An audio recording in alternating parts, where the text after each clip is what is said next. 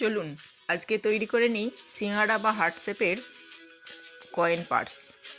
তার জন্য প্রথমে 4.5 ইঞ্চি বাই 9 ইঞ্চি মাপের একটা ফেব্রিক কেটে নিতে হবে। তার সমান করে 9 ইঞ্চি মাপের লম্বা করে একটা চেন কেটে নিতে হবে। চেনের সোজা সাইডটা উল্টো দিকে বসিয়ে ফেব্রিকের ওপর রেখে তার উপর চেনটা রাখলাম, তার উপরে একটা শপিং ব্যাগ একই মাপের কেটে নিয়ে তিনটেকে একসাথে সেলাই করে নিলাম। এরপর ছোট্ট যে ঝোলানোর অংশটা তৈরি করার জন্য 1.5 ইঞ্চি বাই 6 ইঞ্চি মাপের ছোট্ট একটা অংশ কেটে নিয়ে তাকে 4 ভাঁজ করে সেলাই করে নিলাম।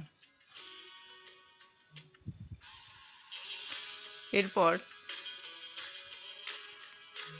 ওই চেনটাকে সোজা করে উল্টে নিয়ে তিনটে অংশকে আবার টেনে টেনে একটু সেলাই করে নিতে হবে।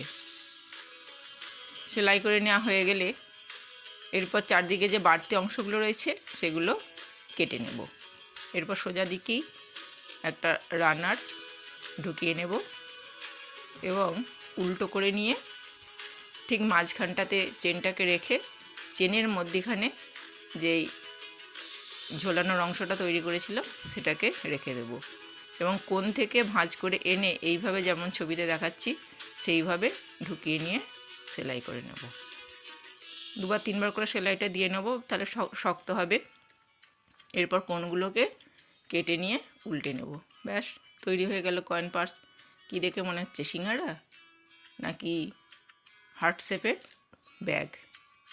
এতগুলো ব্যাগ তৈরি করে ফেলেছি, দেখুন তো এতে কত কত জিনিস ধরানো যায় ছোট্ট একটি পার্সের মধ্যে। আপনি এটাকে গিফট পাউচ হিসেবেও ব্যবহার করতে পারেন। বাচ্চা ছেলেদের জন্মদিনে এটাকে গিফট দিতে পারেন অনেকগুলো লজেন্স ভরে দিয়ে, বা অন্য কিছু এর মধ্যে ভরে দিতে পারেন।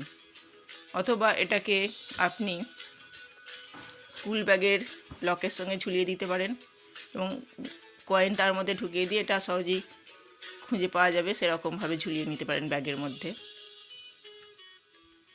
এই ছোটো পার্সটার মধ্যে আমি 10টার মতন লজেন্স ঢুকিয়েছি, আর এই বড় যেটা মাপটা যেটা আমি তৈরি করে দেখালাম ওইটার মধ্যে অনেকগুলোই ঢুকিয়েছি, গোনাং হয়নি। এবার এটাকে আমি কয়েন পার্স হিসেবে কয়েন ভরে দেখিয়ে দিলাম যে কতগুলো কয়েন ধরা যাবে। এখনও অনেক জায়গা রয়েছে, তবুও আমি কম করেই ঢুকিয়ে দেখালাম। ব্যাস এইটুকুই।